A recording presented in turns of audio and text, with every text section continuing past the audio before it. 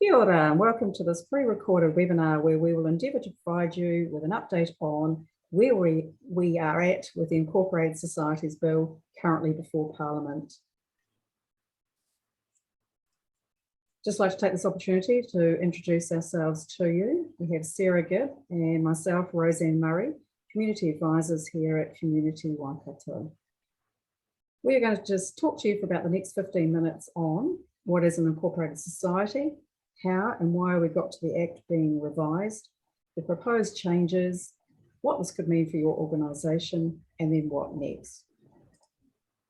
Now I'm going to ask Sarah to just give an overview on what is an incorporated society. Kia ora everyone. So an incorporated society really is a collection of group of people who have the same interest. And the most common incorporated societies that we think about tend to be golf clubs, bowling clubs, sports clubs, residents associations, and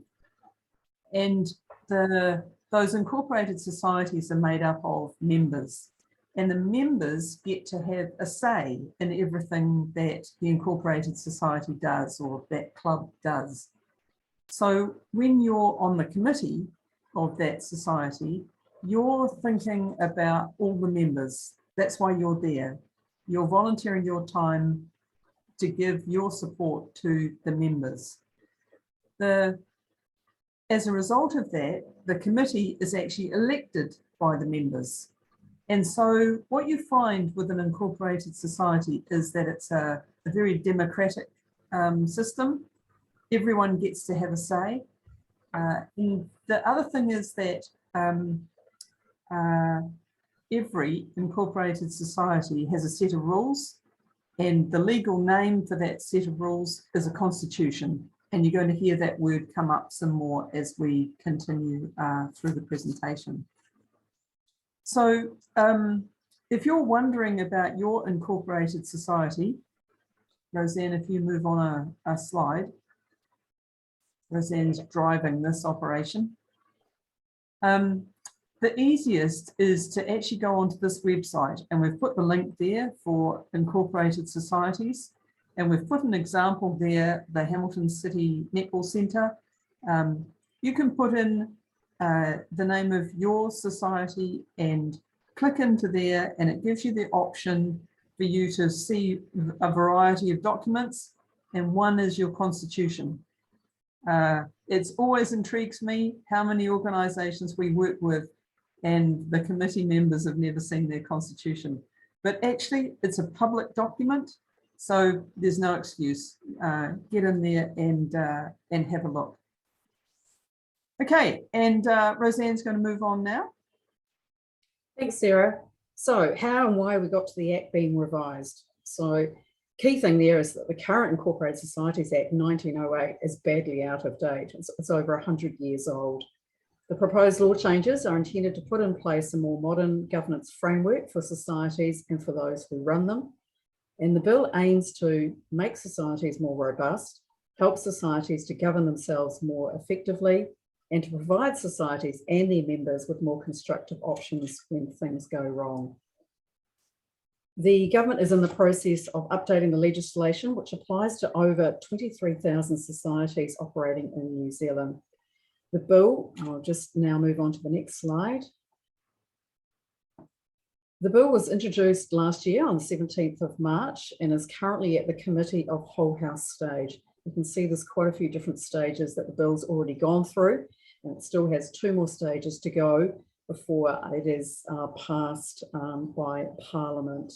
We're looking at this stage that's probably going to be more the end of this year before that comes into law.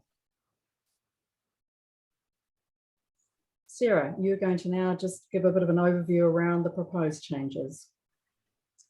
Yeah, so the first thing, folks, is I really suggest that you have a look at the publication prepared by Duncan Cotterill. We've put the link at the bottom there.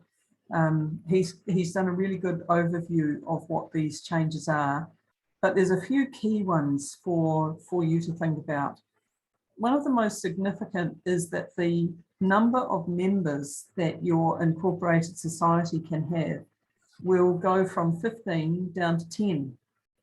So you think that's probably a good thing for some of you who are struggling to hold members.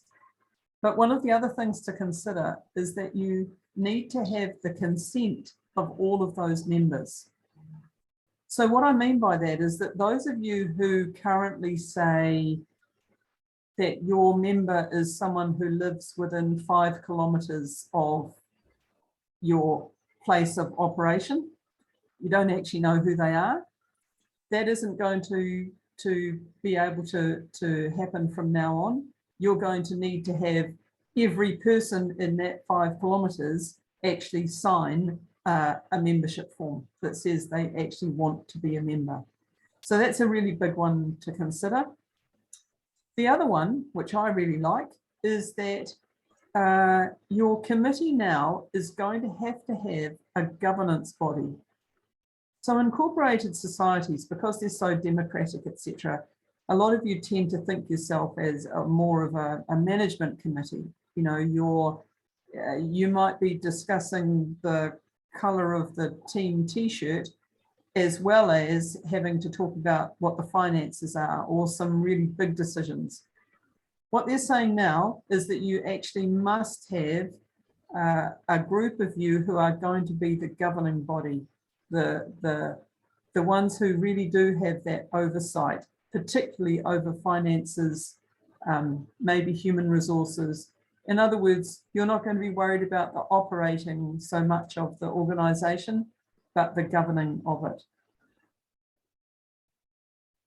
it. Officers, your president, secretary, treasurer, you're still going to have those, but you're also going to come up with this sort of governing body as well. In terms of the statutory duties for office holders, they're being more prescriptive about what the responsibilities of those office holders are, and more, for example, you've got to have more detail now for your financial reports, and there's more things like areas around conflict of interest, dispute resolution, just more detail, which actually I believe will make your organisations actually safer. So it's some really good changes coming this way. And as I say, if you go to that link, that's definitely what we suggest. Thanks, Roseanne. You just move the slide on. So some of the main things in terms of what it's going to mean for you, one of the things they've said is that they actually want to be sure that everyone's constitution are up to date and reflect those changes. And so every incorporated society is going to actually need to do a re-registration with the Companies Office. As you'll see here from the slide, you've got plenty of time to do it. No one's forcing it to happen in a hurry. And it means that it's going to give groups time, really, to consider their constitutions, do a review, make sure that they're compliant, but also have a think about that membership. If actually you are currently membership based, but there's only a few of you and you're worried about whether you're going to be able to maintain your numbers, or you're worried about are we an organisation where currently we just say it's all our friends who are members, then it might be worth actually thinking about whether you want to change to be a charitable trust. It's something that's been talked about a fair bit in line with this new bill, that really, it's going to be an opportunity for people to relook at what their organisations are doing and what is best for them moving forward. Thanks, Roseanne. Thanks for that, Sarah. So what next? So once the bill is enacted, which at this stage could potentially be around about the end of this year, Community Waikato will explore ways to inform societies of their obligations under the new Act. and include hopefully a confirmation of those timelines as well. As Sarah has already mentioned, all incorporated societies will have until December 2025 to re-register with their new constitution. Once we do have all of this information, we'll be more than willing to support incorporated societies. We'll probably look at some roadshows, workshops around the Greater Waikato region, where we'll be able to provide you with more detail and the constitution templates if you so wish to use those.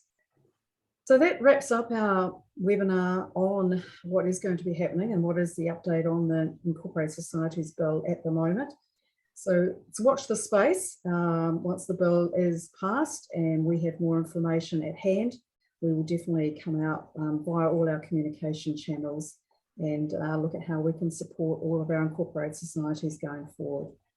So thank you very much for listening in on this pre-recorded webinar, and we wish you all the very best for the year ahead. Thank you. Yeah.